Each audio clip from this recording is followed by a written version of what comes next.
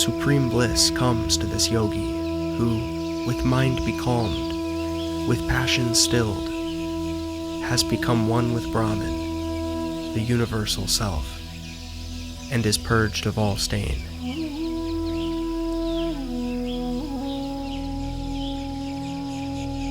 The yogi cleansed of all stain unites himself ever thus to Atman, the soul, and easily enjoys the endless bliss of contact with Brahman, the universal self.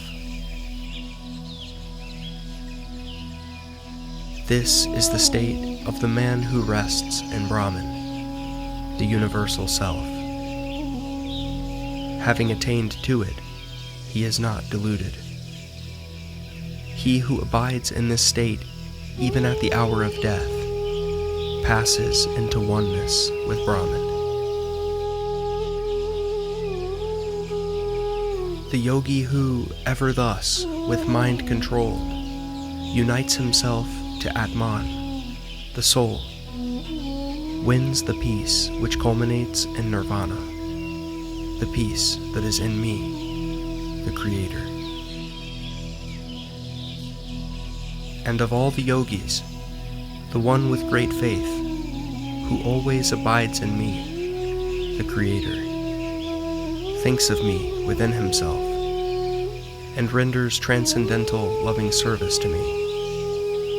He is the most intimately united with me in yoga, and is the highest of all. The yogi whose mind is fixed on me, the Creator, verily attains the highest perfection of transcendental happiness. His passion for desires pacified, he is liberated by identification with Brahman, the universal self, and thus he is freed from all past sinful reactions. Always chanting my glories, endeavoring with great determination, bowing down before me, these great souls perpetually worship me with devotion. As for those who worship me, the Creator, thinking on me alone and nothing else, ever attached to me, I bear the burden of getting them what they need. A sinner, howsoever great, if he turn to me, the Creator, with undivided devotion, must indeed be counted a saint, for he has a settled resolve. For soon he becomes righteous and wins everlasting peace. Know for a certainty that my devotee never perishes. Maya, this matrix, is hard to pierce, but those who make me, the Creator, their sole refuge, pierce the veil. Cast all your acts on me, with your mind fixed on the indwelling Atman, the indwelling soul, and without any thought of fruit or sense of mine. Shake off your fever and fight.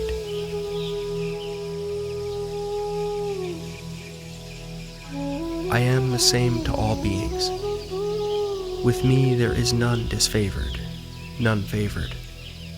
But those who worship me with devotion are in me, and I in them.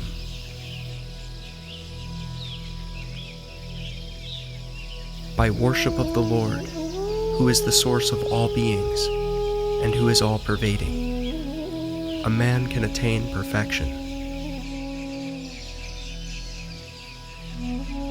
Therefore, at all times, remember me, the Creator, and fight on.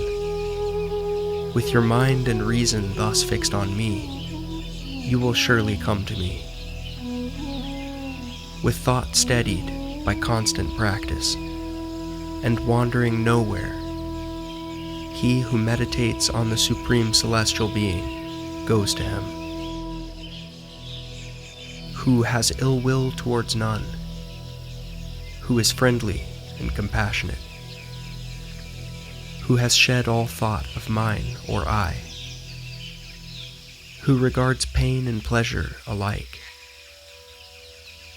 who is long-suffering, who is ever contented, gifted with yoga, self-restrained, of firm conviction, who has dedicated his mind and reason to me, the Creator. That devotee of mine is dear to me. One should uplift oneself by the strength of one's own Atman, and not degrade oneself. For the Atman, the soul, alone is the ally of the self, and the soul alone is the self's adversary. To the individual who has mastered oneself by the Atman, the soul stands as a benevolent companion. However, for the one who has not attained self-mastery, their very soul acts as an enemy, waging war from within. For the one who has achieved victory over oneself, resting in tranquil serenity, the soul remains undisturbed in the midst of fluctuating circumstances, whether amidst the extremities of temperature, the highs and lows of pleasure and pain, or the variations of respect and disregard. No one can become a yogi who has not renounced selfish purposes. When a man is not attached either to the objects of sense or to the actions, and sheds all selfish purpose, then he is said to have scaled the heights of yoga.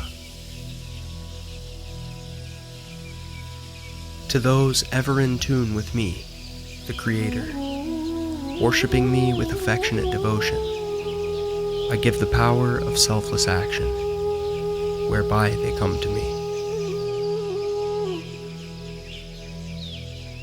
Without pride, violence, arrogance, lust, wrath, possession, having shed all sense of mind, and at peace with himself, he is fit to become one with Brahman, the universal self. One with Brahman and at peace with himself, he grieves not, nor desires. Holding all beings alike, he achieves supreme devotion to me. By devotion he realizes in truth how great I am, who I am, and having known me in reality, he enters into me. One who does good, my friend, is never overcome by evil. Thus have I expounded to thee the most mysterious of all Gnanam, knowledge. Ponder over it fully, then act as you will.